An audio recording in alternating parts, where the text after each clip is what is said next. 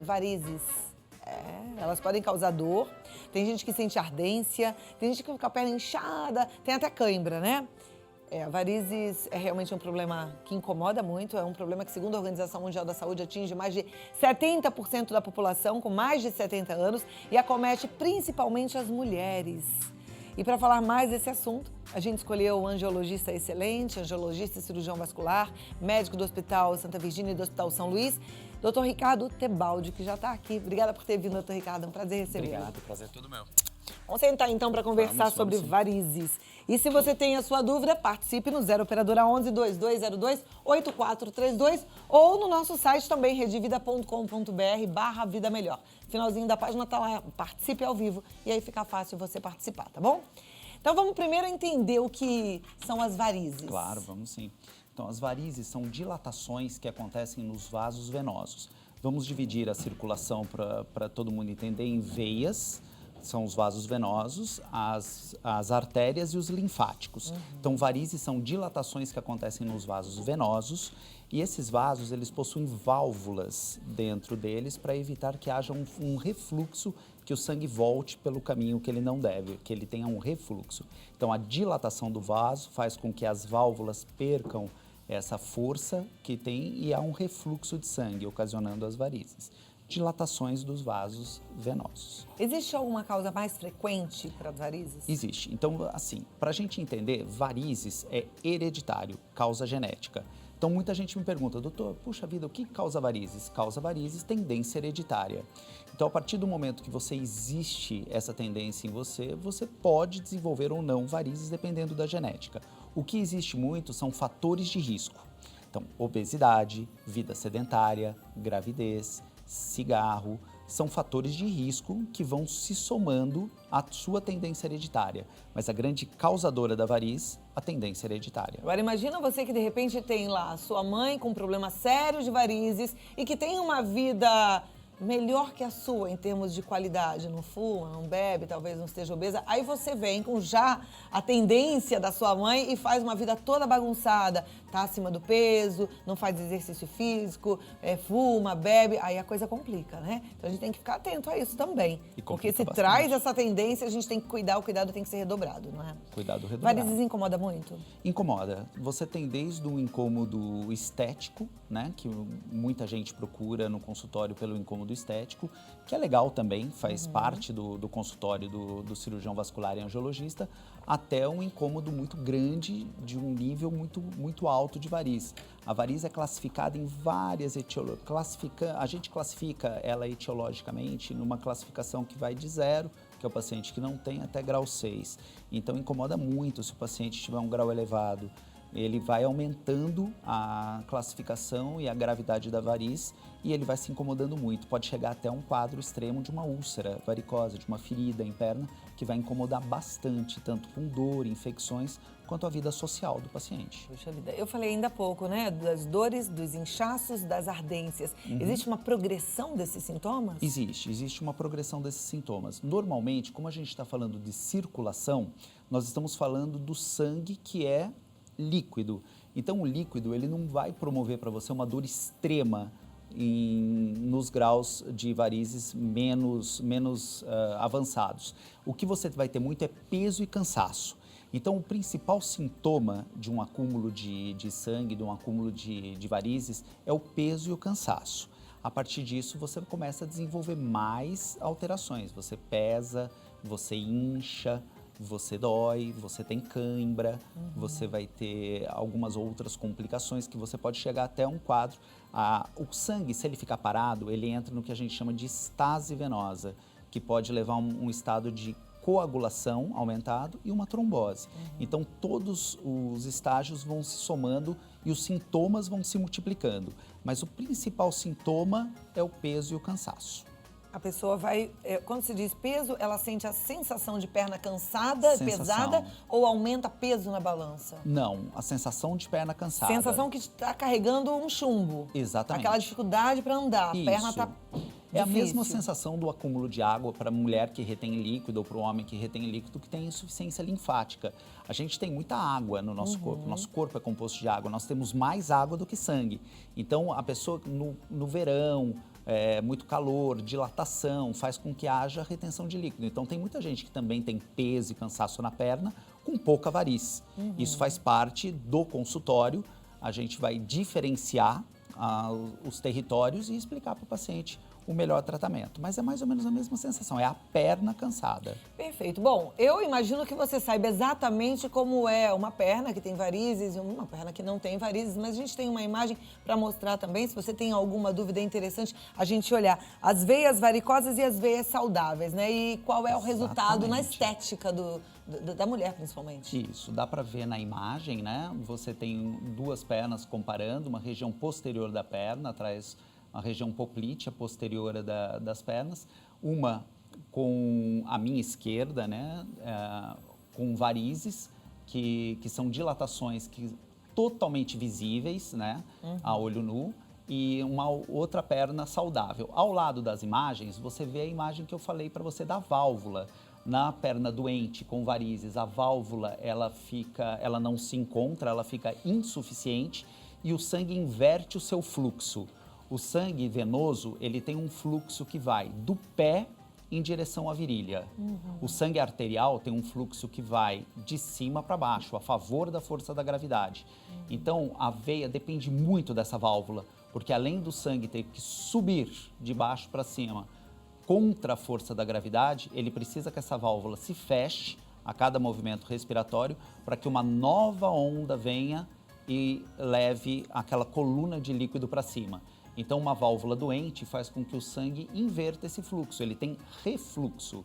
E a cada movimento respiratório, uma parte sobe e uma parte desce, refluindo. Quanto mais refluxo, mais doente a veia. Ok, ali tem até uma explicação de que tem uma inflamação. Essa Isso. inflamação é que deve causar essa dor, esse desconforto, Isso. né?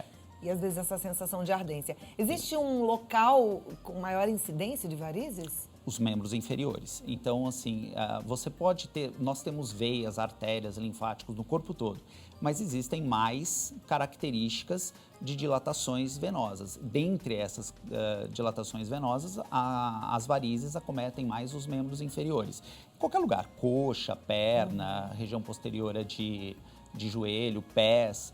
Aonde houver a doença da veia, onde houver a dilatação, a veia vai aparecer. Eu imagino que quem já está com o estágio mais avançado das varizes e que consegue perceber e mensurar todo esse desconforto sabe exatamente o que é. Mas quando a gente olha uma perna e a pessoa não sabe se ela tem varizes ou se aquelas veias são normais, como é que a gente vai diferenciar? Essa é uma excelente pergunta. Muita gente tem essa dúvida. O sistema venoso, ele é dividido em superficial e profundo. Para você ter uma ideia, o sistema venoso profundo é a nossa principal preocupação como vascular, mas não é a principal preocupação de quem vai procurar o vascular, muitas vezes com uma perna doente, porque as varizes acometem o sistema superficial. Então, 85% do sangue, ele volta do pé em direção à virilha pelo sistema venoso profundo. Se o seu sistema venoso profundo estiver normal, para a gente como vascular, resolveu muitos problemas. O sistema superficial é quem dilata. Então, a variz, ela é aparente. É claro que você pode ter uma insuficiência de uma veia um pouco mais profunda da pele, uma safena, que às vezes não dá para você ver a olho nu, mas normalmente varizes você enxerga. É muito difícil você chegar no consultório com uma perna bonita, esteticamente bonita, e ela está muito ruim por dentro. E às vezes você tem uma perna que tem muita variz, ela não está bonita esteticamente, mas quando você faz um ultrassom Doppler, uma flebografia, você vê que o sistema venoso profundo está competente, as safenas estão boas, então essas veias são mais superficiais. Então, quanto mais varizes o paciente tiver, quanto mais dilatações, mais sintomas ele vai ter. Tá, e aí precisa tratar. Se não tratar, vai piorar lá na frente, exatamente. É isso? Como eu te falei no começo, a gente divide em graus de varizes. Então, quanto maior o grau, mais você vai chegando para o tratamento cirúrgico. O tratamento vai desde o tratamento clínico, com medicações, mudança dos hábitos de vida. Genética eu não vou poder cuidar, né, Cláudia? Então, assim, eu vou ter que mudar os hábitos de vida. Você fuma, eu vou ter que diminuir. Você está acima do peso, vamos tentar corrigir isso. Vamos mudar um pouquinho essa atividade sedentária. Vamos andar um pouquinho mais. Então, clinicamente, eu posso tratar o paciente mudando os seus hábitos de vida. Posso mudá-lo com medicações venotônicas para mudar, posso mudá-lo com meias elásticas. Eu tenho até um esquema de meia elástica, se a produção depois puder colocar. A gente tem um esqueminha para mostrar o uso de uma meia elástica, como ela funciona. Vamos colocar aí, ó, já Isso. está aparecendo. Ó, super legal. As meias elásticas, elas são muito importantes na contração. Como nós temos que favorecer a força da panturrilha. Por quê? Porque nós estamos contra a força da gravidade. Todo o sistema venoso, ele se baseia na força da gravidade. Quando nós estamos contra a força da gravidade, pois a gravidade é um eixo de cima para baixo e a veia de baixo para cima, tudo que fortalece a panturrilha, que é um músculo de compressão, é a nossa bomba da perna, é a panturrilha, a batata da perna, o que as meias elásticas vêm nesse intuito, favorecendo a compressão, tá? Fazendo com que o sangue tenha mais facilidade de subir. Então, as meias elásticas, elas podem ser 3/4, que vão abaixo do joelho, 7/8, que vão até a raiz da coxa, ou meia calça, tá? Existe melhor nesses casos? Existem tipos de doença. O paciente que tem uma insuficiência, uma dor na panturrilha, um acúmulo de água, algum varizes do joelho para baixo, ele pode se beneficiar apenas com uma meia 3/4. O paciente que tem o setor infrapatelar dele, o setor de panturrilha bom, safenas boas, tudo legal, e a coxa mais comprometida, ele vai se beneficiar menos com uma meia 3/4, porque ele vai inchar a coxa e no final do dia esse líquido vai ter que descer. Então ele se beneficiaria melhor com uma 7/8 e uma meia calça. A gestante, eu gosto de meia calça, desde o começo. Meia calça. Tá. Mas se a pessoa tem esses sintomas, é importante que ela passe no médico, porque a indicação da meia, então, também vai ser feita adequadamente se for feita uma análise. A meia elástica, até um certo tempo atrás, você comprava meia elástica, mais ou menos onde você queria. Hoje, você precisa de receita médica, que é uma coisa muito legal pra gente, porque nem todo paciente que incha pode usar meia elástica. Existe por exemplo, para ilustrar para você, um paciente que tem um problema cardiológico, que tem uma insuficiência cardíaca e ele está inchado por falta de bombeamento cardíaco e as pernas estão inchadas, ele não aguenta aquele líquido todo de volta. A gente não consegue mais comprar meia elástica numa loja normal? Aquela a meia elástica, todo mundo sabe o nome? A meia elástica precisa de receita, tá? Então, você não vai achar meia elástica em qualquer tipo de farmácia. Existem lojas específicas para isso, porque você precisa medir. Então, a meia elástica não é simplesmente pequena, média, grande. Tem pacientes que têm insuficiência linfática, você precisa medir. Então, existem medidas específicas que fazem com que a meia seja vendida por alguém especializado. Quem vai te atender para vender uma boa meia elástica, ele precisa entender do que ele está fazendo. Isso é novo, doutor? Não, não é novo. A gente vem lutando com isso há muito tempo. Na época da minha última gravidez, que já tem 14 anos, eu comprava na farmácia. Meia Scandal, vai até falar o nome. É uma boa meia, Essa é uma meia que precisa de... Então, sim. Normalmente a gente precisa. Você vai achar. De prescrição. Você vai achar, mas o normal é pedir prescrição.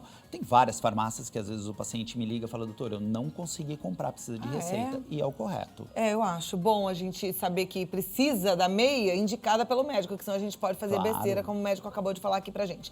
Eu sempre tive uma dúvida muito grande. Quando a gente usa uma meia elástica, que ela para aqui, me dá uma sensação de que ela parou e que vai comprimir de alguma forma a veia que tá aqui abaixo do meu joelho, que isso pode me prejudicar. Isso é um mito?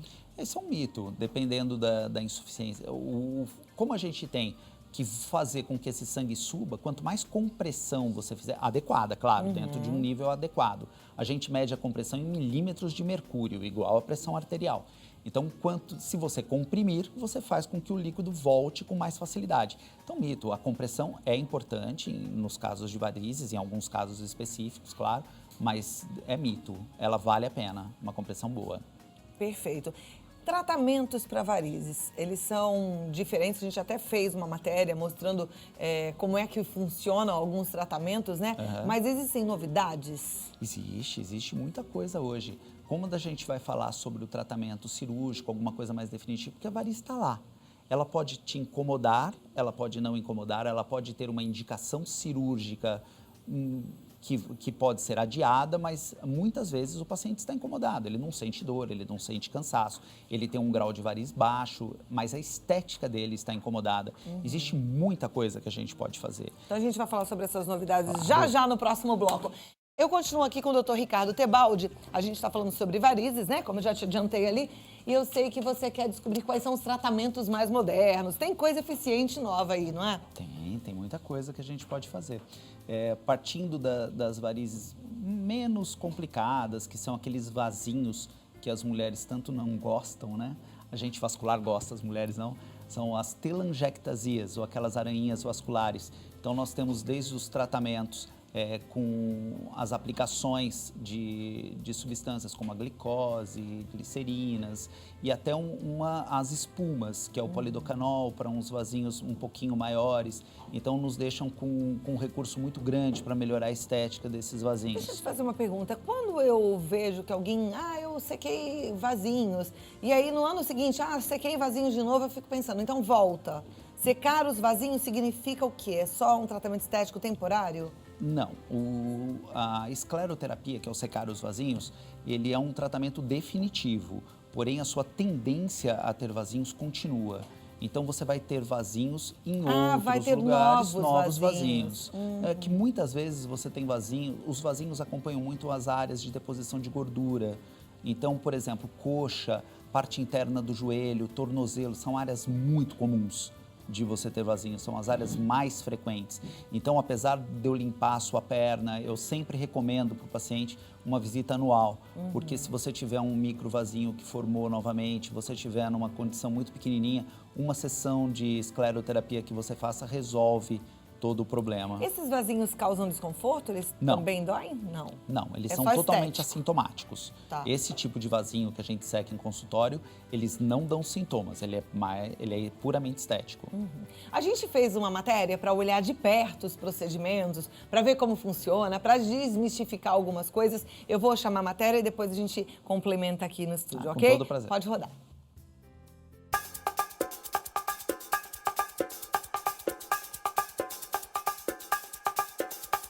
Então, falando de tratamento das varizes, a gente pode separar, né, do mais complexo para o mais simples. Então, começando, digamos que a pessoa tem uma safena muito comprometida que chega ao ponto de indicar o tratamento. Hoje a gente tem 3 tratamentos disponíveis, né? A gente tem o método clássico de safenectomia, que você faz corte, arranca a veia safena. Em centro cirúrgico você tem o método de termoablação, que é a destruição da veia por calor, seja por laser ou radiofrequência. A gente aqui prefere o uso do laser. E você tem o método da destruição por espuma. A veia nutridora, a varize do subcutâneo, ela pode ser tratada por espuma e pode ser tratada com microcirurgia. E os vasinhos mais superficiais podem ser tratados com aplicação com glicose e aplicação com laser. Nessa cirurgia é feito um corte próximo do tornozelo, um corte próximo da virilha do paciente. A gente pega a veia safena aqui embaixo e, como se fosse um conduíte, a gente passa um dispositivo que a gente chama de fleboextrator, que funcionaria como um passa-fio dentro de um conduíte mesmo. A gente coloca por aqui, ela vai seguindo por debaixo da pele dentro do paciente até sair pelo outro corte da virilha. Quando ela sai aqui na frente, a gente tem uma peça que a gente conecta, que vai tornar esse conjunto mais largo que a veia. Tem uma outra peça que nós conectamos embaixo. E esse conjunto, então, é tracionado para que a veia safena seja arrancada do seu local. Então, aqui a gente tem uma simulação de como seria um procedimento de laser na veia safena. A gente vai com o auxílio do ultrassom, localiza a veia e vai colocar uma agulha dentro da veia. Essa agulha sai, fica apenas uma parte plástica. E por dentro dessa parte plástica, então, vai a fibra de laser por dentro da perna da paciente. Então, aqui a gente teria simulando a entrada dessa fibra, né? Ela caminharia por dentro da veia do paciente, todo o trajeto dela. Aí a gente tem algumas coisas técnicas no momento, a proteção dos tecidos com soro gelado dentro da cirurgia, e o laser então vai sendo disparado e trazido de volta, destruindo a veia no seu local. Então, da mesma maneira, a gente localiza a veia com o auxílio do ultrassom, a gente dispõe de uma agulha um pouco mais grossa para poder entrar na safena, ela precisa ser uma agulha um pouco mais longa, a gente faz a punção guiada por ultrassom e também deixa lá dentro apenas a parte plástica, como a gente viu no tratamento com laser. A diferença é que a gente vai fazer uma espuma para ser colocada dentro da safena. E como é que isso é feito? Então a gente tem um medicamento nessa seringa e esse medicamento vai ser misturado com o ar dessa outra seringa através de uma conexão. E quando a gente passa um êmbolo para o outro, o ar com o remédio se mistura e forma uma espuma que pode ser então usada para destruir veias tão grossas como a safena. A microcirurgia começa com a marcação com a caneta especial das varizes nutridoras a serem retiradas. Então a gente faz uma marcação em cima do trajeto do vaso. É muito importante ter o auxílio do fleboscópio nesse momento, porque o fleboscópio vai poder mostrar uma extensão maior da veia do que a gente é capaz de ver com o olho nu e com isso melhorar o tratamento cirúrgico. A cirurgia é feita com lâminas bem delicadas, né, que vão fazer cortes de 1, 2 milímetros que nem ponto vai levar. E através desse pequeno corte, pequenos ganchos são colocados e a veia vai sendo retirada do seu trajeto, as pontas amarradas. Após o processo de aplicação, seja ela com espuma, seja ela com glicose, a gente tem alguns cuidados que não são elaborados, né? A pessoa não tem restrição para caminhar, então ela pode vir fazer uma aplicação, sair para trabalhar, caminhar na rua normalmente, dirigir um carro sem problema nenhum. Ela tem restrição para tomar sol de bronzear, então ela não pode fazer aplicação na véspera de ir para uma viagem na praia onde ela pretende ficar exposta muito tempo ao sol. Apenas caminhar num parque, uma coisa que não vá bronzear, é possível com o uso de um filtro solar mais potente sem problemas.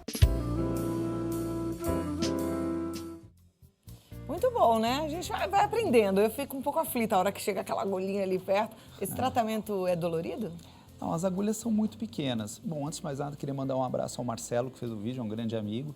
E esse tratamento é praticamente indolor, Cláudia, é uma agulha muito fininha. Para você ter uma ideia, para paciente que é diabético, tem familiar diabético, que tem aquela agulhinha que faz a aplicação da insulina, a agulha que a gente usa ela é 4 números abaixo de uma agulha de insulina. Então, assim, é uma dor muito leve, uma picadinha que tem paciente que nem sente. Mas também depende um pouquinho da sensibilidade de cada paciente.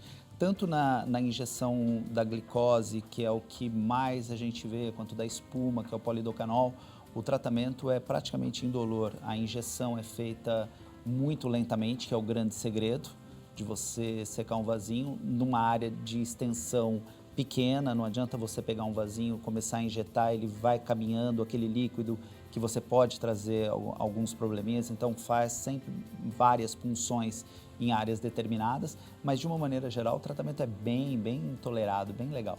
Tranquilo.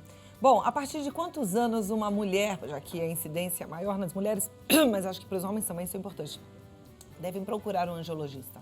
Então, nós temos, a partir do momento que você tem um incômodo estético, a gente já pode, ou um incômodo estético, realmente, as varizes aparentes, a gente já pode começar a orientar. É claro que uma menina muito jovem, ainda não menstruou, ela tem algumas dilatações que podem não ser definitivas. Depois da fase de menstruação, onde os hormônios começam a ficar mais presentes, as varizes começam a ficar mais definitivas. Então, aquilo que não sumiu, a gente já pode conversar. Falando em hormônios, doutor, mulheres que usam pílulas anticoncepcionais ou fazem alguma complementação com hormônios, elas têm uma tendência a aumento de varizes? Tem, é um fator de risco, infelizmente. A reposição hormonal, o anticoncepcional, ele é um fator de risco para você ter um evento vascular. Mas assim, não é nada assustador. Eu não recomendo que uma paciente que venha em ritmo de uso de anticoncepcional, ela pare simplesmente o anticoncepcional, porque ele traz muitos outros benefícios, assim como a reposição hormonal bem indicada. Mas ele eleva em 2 vezes o risco de um evento vascular. Ok. Bom, tem várias perguntas, eu vou fazer a primeira, mas a gente vai para o intervalo e volta para ouvir as respostas. Prazer. Primeira pergunta é da Clarice Siqueira do Prado Azevedo, ela é de Lençóis Paulista. Ela diz, minha perna tem varizes e formam feridas e demoram muito para cicatrizar. Tenho muitas dores na perna. Minha veia é púpita? Poplítea. Está condenada e não posso fazer cirurgia. O que o doutor tem a dizer? Falar daqui a pouquinho desses casos mais graves e de outros que tem aqui várias perguntas, ok? Vamos continuar aqui com o angiologista, doutor Ricardo Tebaldi.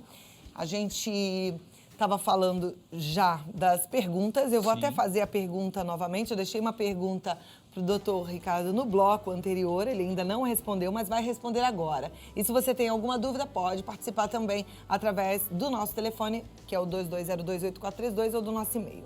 A Clarice Siqueira, do Prado Azevedo, ela é de Lençóis Paulista.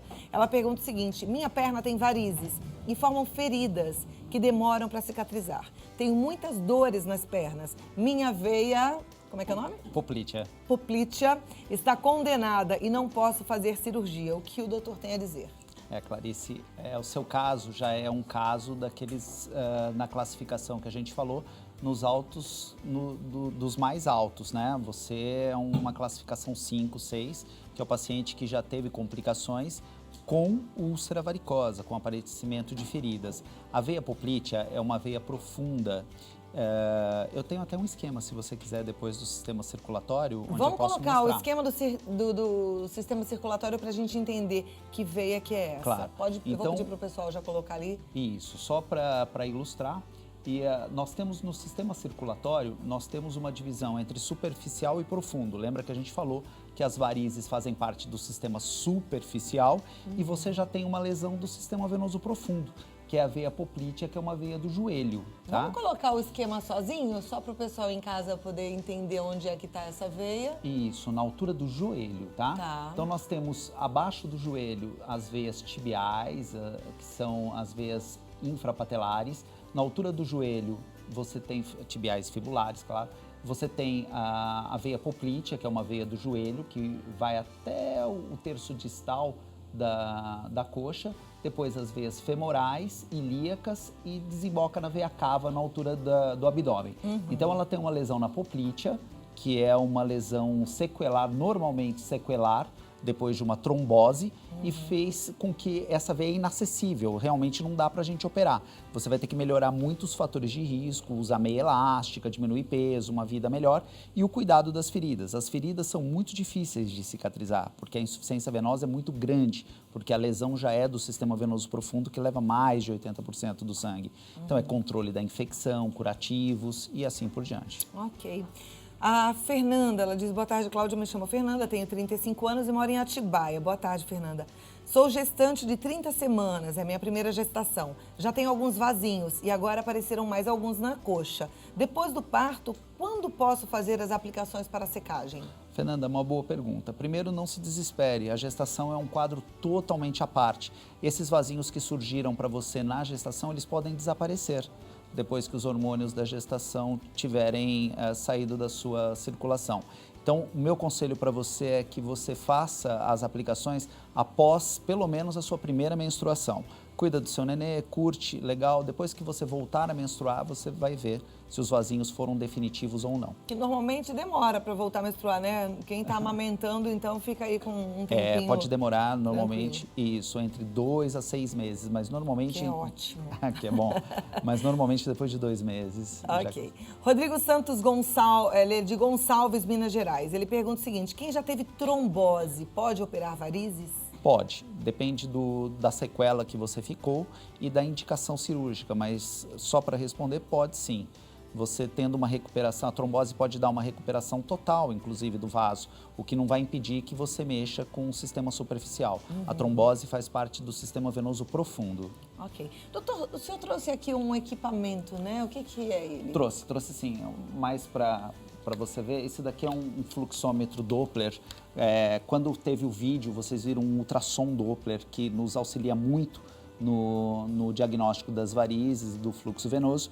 E esse é um aparelhinho que você tem muito facilmente em consultório, onde você consegue ver o fluxo do sangue passando. Então, ele consegue ver, principalmente no paciente que tem uma obstrução ao fluxo. Eu vou precisar de uma modelo. Pode ser eu mesmo? Pode. É no braço? Pode ser no braço. E a gente consegue identificar o fluxo passando. Então, o paciente às vezes tem dores, principalmente quando o paciente é um arteriopata, tem problemas arteriais, e ele vai ao consultório e você quer diferenciar se esse paciente tem ou não alguma lesão vascular. Então, você consegue, através do Doppler... Essa lesão é medida em partes? Ou, por exemplo, você fazendo no meu braço, você já consegue identificar? Em partes. Às vezes o paciente ele tem uma dificuldade para caminhar, que chama-se claudicação. Eu preciso diferenciar se é coluna, se é a circulação. Então, além do exame clínico, a gente pode lançar a mão do fluxômetro Doppler, onde ele identifica o fluxo do sangue passando numa artéria. O seu fluxo de sangue é totalmente normal, é um fluxo que a gente chama de trifásico, que tem 3 ondas, e ele vai trazer para a gente um diagnóstico de uma artéria normal. O paciente que tem uma obstrução arterial, ele pode não ter o fluxo identificado, ou ele tem um fluxo menor, um fluxo bifásico, ou um fluxo monofásico, que é um fluxo que nos remete a uma obstrução. Eu tô bem, então, assim, tá tudo você bem. tá ótima, Aqui no pode braço, ficar né? tranquila. Aí, se, por exemplo, eu ando sentindo umas dores na perna, eu tenho que fazer esse mesmo exame nas pernas? Isso. Em cada parte do corpo? Em cada parte do corpo. Tá. Além desse exame, quais são os outros exames ideais? Eu queria um guardanapinho. Eu já deixei preparado. Ah, tem aqui? Ah, obrigada. Os exames ideais para a gente diagnosticar, se tem alguma coisa além daquilo que a gente vê. Claro, a clínica nossa é soberana, claro, o médico está apto a fazer um diagnóstico e ele suspeita desse diagnóstico e encaminha você para o tratamento. O nosso principal exame de laboratório que nos faz o diagnóstico de varizes, que nos auxilia muito, é o ultrassom Doppler, que quando é para veia, é um ultrassom Doppler venoso colorido. Ele vai medir o tamanho da veia, que é muito importante para a gente por causa da dilatação, e o fluxo da veia. A veia boa, ela fica colorida em azul ao Doppler, quando você vê uma fotinho. E a veia que está com refluxo, ela fica colorida em vermelho. Então, se você faz um exame de ultrassom Doppler, vem muitas fotinhos vermelhas, esse Doppler for venoso, você não passou no teste. Provavelmente alguma coisa a gente vai te explicar e alguma coisa a gente vai fazer. Perfeito.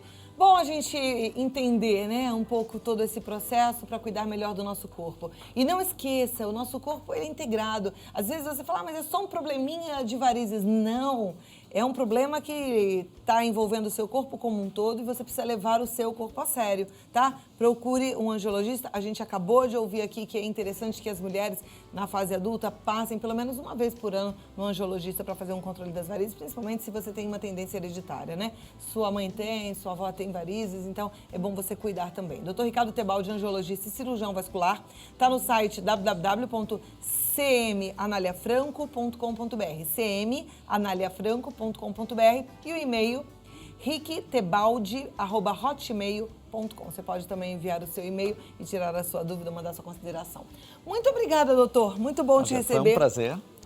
Gostei muito. Prazer foi Fico à nosso. disposição. Obrigada, viu?